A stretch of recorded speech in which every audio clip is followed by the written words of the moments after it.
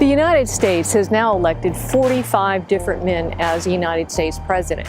40 of those men won the presidency by getting both 270 electoral votes or more and won the national popular vote.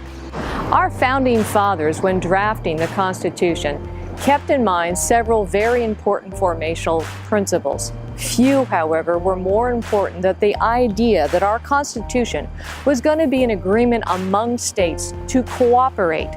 Each state, however, was going to remain sovereign.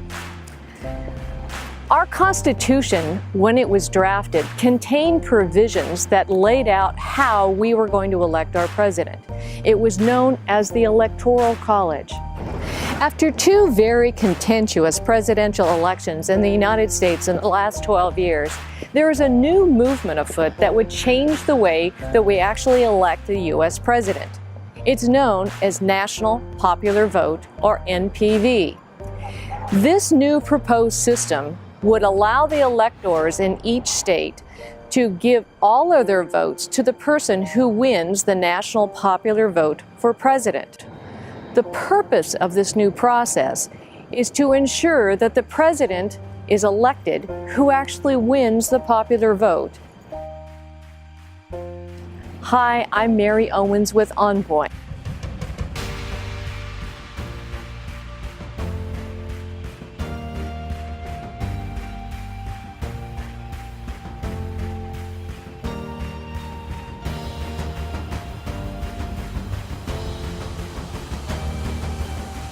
On Point wanted to hear about the origins of the Electoral College and to also understand the foundational elements of the national popular vote.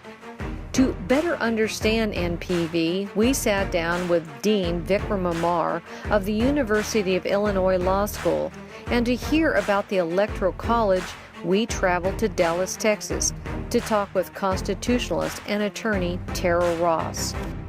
First of all, thank you for having me, Mary. It's my pleasure to be here. I grew up here in California and attended the University of California, Berkeley. And then I went to law school back east in Connecticut at the Yale Law School. And I clerked for a few years for federal judges and then practiced law. And then I started teaching at law schools in the University of California system, starting with UCLA and UC Davis, where I kind of taught early on. And then a couple of years ago, I moved to Illinois to become the dean of the University of Illinois Law School, the University of Illinois College of Law. So that's where I've been doing my teaching and my writing as well as my dean work. And my field of study is largely constitutional law. And so I've written a lot about this particular topic of how we elect presidents and what other possibilities might be. Sure. I've been studying the Electoral College since 2001. I've written 2 books already. One is Enlightened Democracy, The Case for the Electoral College. I wrote a kid's book called We Elect a President, The Story of Our Electoral College. And I have a new Electoral College book coming out in any day now called The Indispensable Electoral College. It's just something that I got into by accident, just to be honest. I was looking for a project in law school, which is what I was doing the last semester in 2001. And I think have taken the institution for granted for a long time at that point in my life. But as I studied it, I realized, I have never really understood this. Nobody's ever really taught this to me. And indeed, it hasn't been taught to most Americans. And it turns out that the Electoral College is really indispensable to, as my new title is, indispensable to our republic. And it really provides a solid foundation that gets taken for granted a lot. So since then, I've been doing as much as I can to educate people and to help people understand this institution that nobody in school ever bothers to teach you. It's clearly misunderstood. It definitely is. So starting there, why don't you explain the process of the Electoral College and the Founding Fathers' belief system in its creation? Well, I think the most important thing to understand about the Electoral College or the entire Constitution is that the founders were never trying to create a pure democracy. We hear presidents talk about this, we're spreading democracy around the world or whatever. We are not a pure democracy. Our founders knew the dangers of pure democracies. They knew that in a pure democracy, 51% can do anything it wants to the other 49%. And they wanted to avoid that. They wanted to avoid the dangers of mob rule or a bare emotional majority tyrannizing the rest of the country. They also knew something else important just from their own practical experience. Of course, they had no representation in Parliament in their own time, but they knew that even if they had been given representation in Parliament, they would have been outvoted time and time again by the majority of citizens at home in England. So they knew it's not enough just to have a pure democracy where everybody gets one vote. There's an analogy that is sometimes used: two wolves and a sheep voting on what's for dinner is not a fair vote.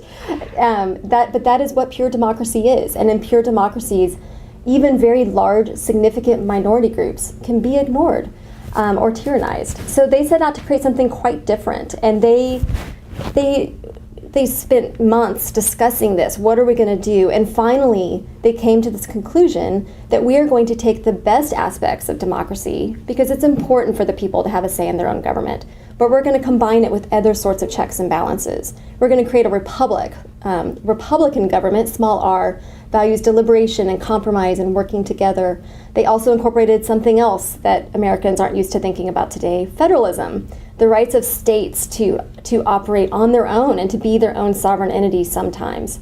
So we have some democratic, small d, aspects in our government, some Republican, small r, aspects in our government, and some federalist aspects in our government. And our Electoral College reflects all of these principles. Everybody knows that we cast a ballot every November, every 4 years. But we're not really voting for the president. We're voting for people as part of this so-called Electoral College who then elect the president. So every state has a certain number of electors, and they in turn are the ones who technically select the president. Now, in most elections throughout U.S. history, the person who wins the most support among the popular electorate also wins in the Electoral College. So Correct. You get more votes nationwide and you happen to get more electors. And remember, we didn't have true popular elections in the early years. So between 1787 and 1840, various states picked their electors in different ways. But beginning in the middle of the 19th century, all states moved to a system whereby the voters of the states cast ballots to select the electors who represented that state in the so-called Electoral College, and they then elected the president. Well, they didn't really anticipate the rise of political parties, which was really the crux of the problem. They did. They thought we're going to have electors from each state. They're going to each cast 2 votes. The first place winner is the president. The second place winner is the vice president. But what happened in 1800 is Thomas Jefferson and Aaron Burr were running on the same political ticket together for president and vice president. So again, this is not something the founders anticipated, a ticket of people running together.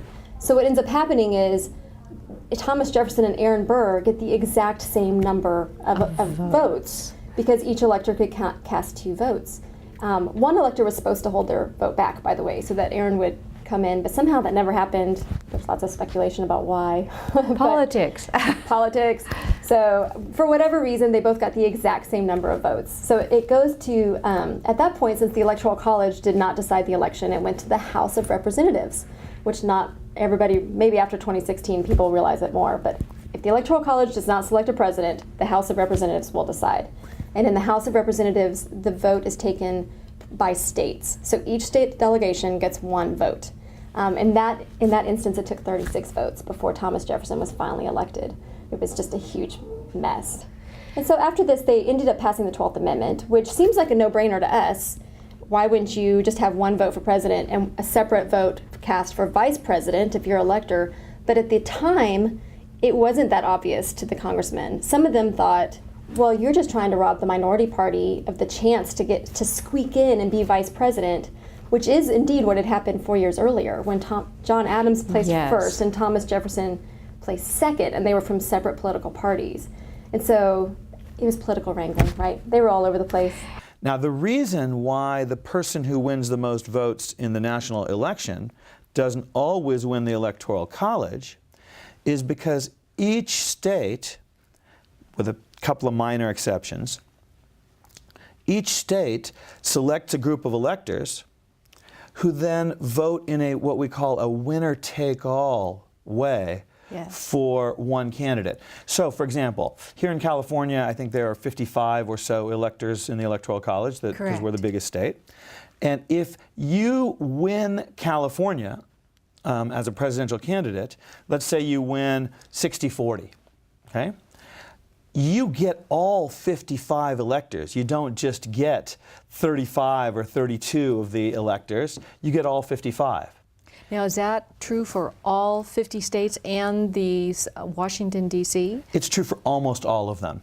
Nebraska and Maine have slightly more complicated formulas, but almost all states throughout almost all of U.S. history have allocated their electors on a winner-take-all basis. Every state can decide for themselves exactly what they want to do. Today, most states have said whoever gets a plurality in the state gets all of our electors, period. And what that means is the entire slate of electors, actual people who are going to go represent the state in an electoral college vote. People don't always know what's going on behind the scenes with that. So as an example, in Texas, if we have 38 electors. So if you have a Republican candidate and a Democratic candidate and a Libertarian on the ballot, there are 38 Republican people, Texans, who are ready to go represent Texas in the Electoral College. So there are also 38 Democrats, Texans, who are ready to go represent Texas as needed. The Libertarian will also give the state his or her own slate of 38 Libertarian people who will go represent.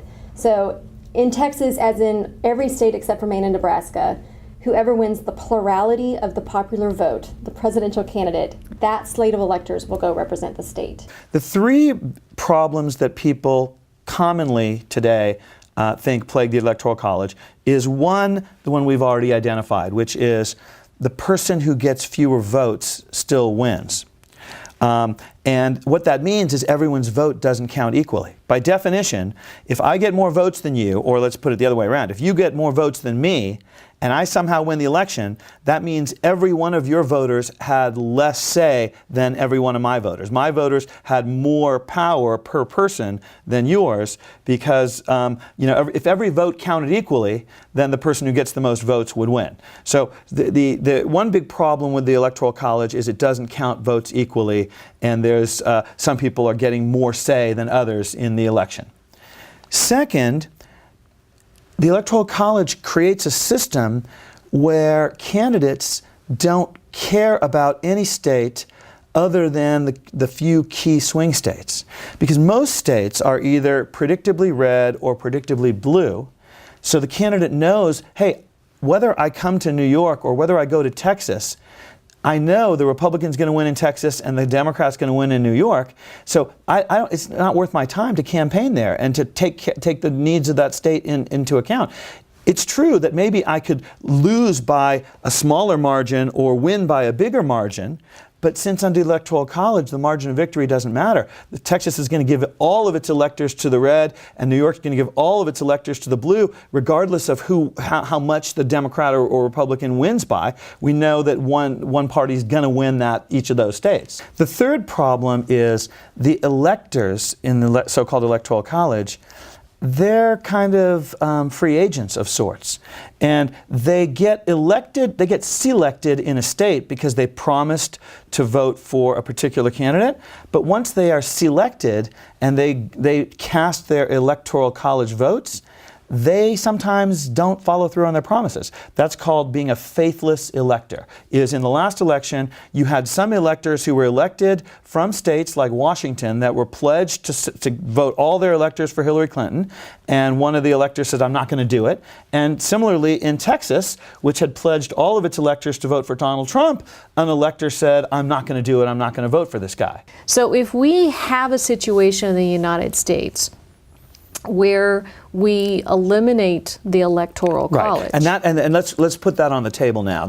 You asked about the National Popular Vote plan. So the key is every state can give its electors to whomever it chooses. Right now, every state gives its whole bucket of electors to the candidate who wins the most votes in that state. Yes. But states could say, if they wanted, hey, we will give our electors to the person who wins the most votes nationwide rather than in our state. So California could say, and in fact it has said, it will give its electors to the person who wins the most votes in the country, provided other states decide to do the same thing. And as long as enough states have made a commitment or an agreement to give their electors to the nationwide vote winner, then that will effectively guarantee that the nationwide vote winner will win the Electoral College as well. So if the contract does not go into effect until they have had states holding 270 electors, which is a majority, Yes. sign on. So they have had to date 10 states plus DC sign this contract. That's 165 electors among those states. And if they get 105 more, that will be 270, and the contract will go into effect. And so the next election after that, at least allegedly, the states say that they will give their electors to the winner of the national popular vote. States have an incentive to increase the turnout and increase voter registration within a state under a national popular vote, because the more people who vote in your state, the bigger the voice your state has in the national picture. And that's not true under the Electoral College. Which we want to encourage. We want to encourage. At all levels. Well, except that we don't want to encourage it to the point where the state makes voting rules too lax in order Yes. to, that's the key. So for example, the state might say, okay, let's let 16-year-olds vote. Because if we have all our 16 and 17-year-olds vote, that clearly would change the outcome of the election. it would certainly enhance our voice in the election if we have more people in our denominator. Again, the key is, in a national popular vote, every state's voice is as big as the number of people in that state who vote is. So every state will want to increase the number of people who vote in that state, and you could see voter eligibility rules relaxed to the point where states are making some bad policy choices. So I think, for example, it was a great thing when we extended the vote to groups that really didn't have it, like African American men, like women, like young people, like poor people. Those are the four groups that the Constitution has over time extended the vote to. The 13th Amendment extended to black men, 19th Amendment to women, the 24th Amendment to poor people by eliminating poll taxes, Yes. and the 26th Amendment lowered the voting age to 18. So those were all good extensions of the franchise. But other extensions to people who are 16, maybe to some kinds of felons, maybe there are arguments that we shouldn't do that. So I think if you have a national popular vote plan go into effect, if a number of other states join the 11 who have, then I think it makes sense to me to have Congress provide a national uniform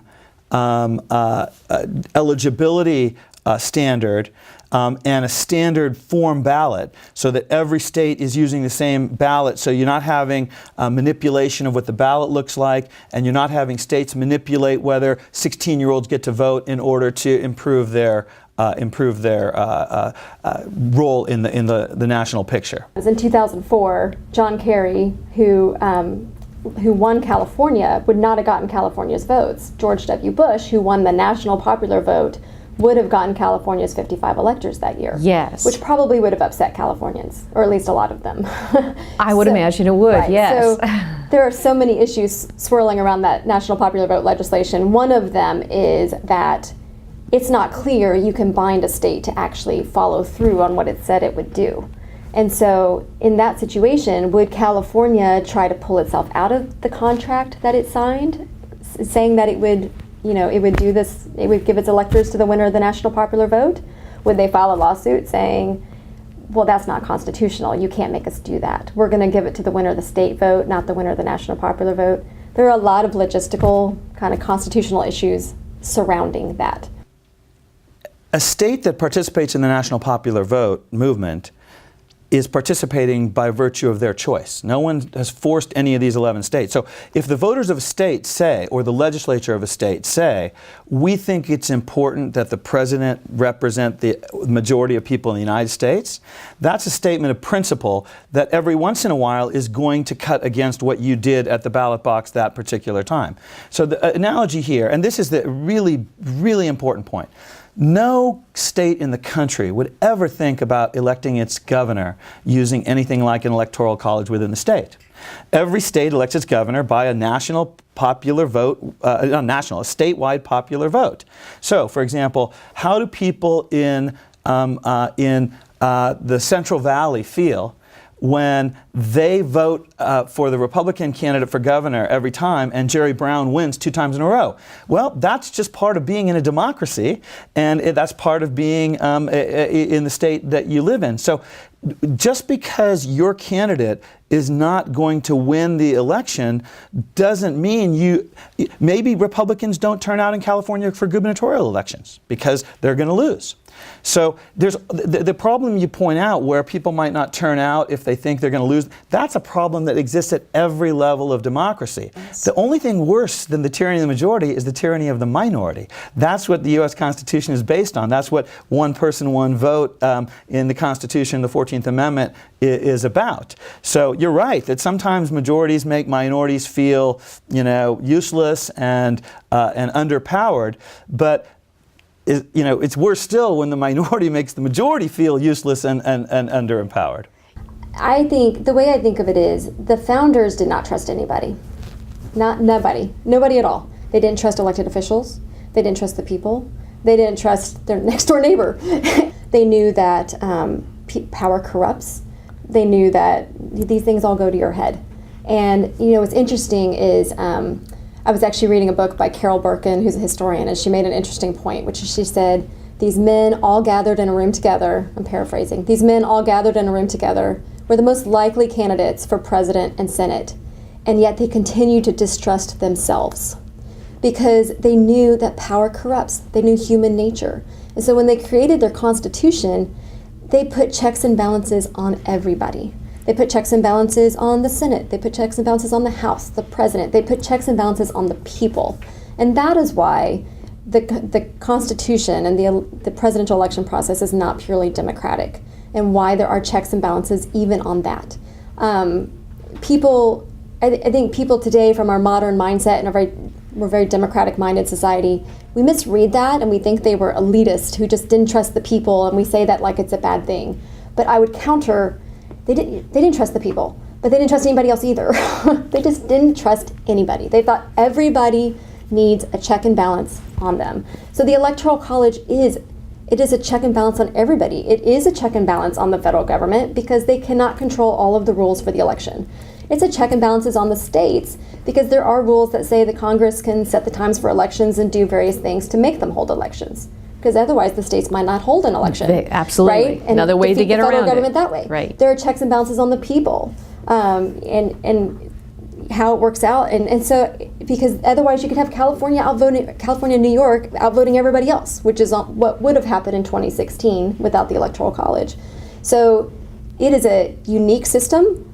It is, as James Madison would have said, putting ambition against ambition. You check everybody with the needs of other people. They're fighting for their own needs. Everybody's fighting for their own needs, and they end up protecting your freedom in the process. Now, yes. it's a fallacy to think that the framers were anti-democracy, because they provided for direct elections for the U.S. House. And they wanted elections where the voters could have information.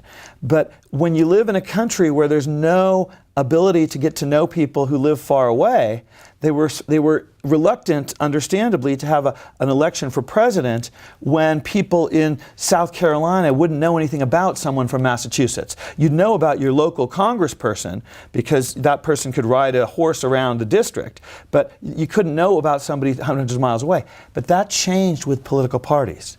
So the framers weren't anti-political party. They were kind of agnostic. They didn't really... That's a proper word, agnostic. They didn't really want to make sure that political parties would thrive, but they didn't want to prevent them either. In the first decade or so after the Constitution was framed, political parties across states became very, very strong. So you had national political parties that developed, and once you have a national political party, you no longer need to be able to see or hear the candidate in person. You know what he, and back then it was a he, you know what he stands for based on which party he's is with. Next time on Point, we will continue our conversations with Dina Marr and Miss Ross about the issues our political system might face with the implementations of the national popular vote. How will voter pluralities, possible litigation, and questions about constitutional amendments affect the compact? Please join us.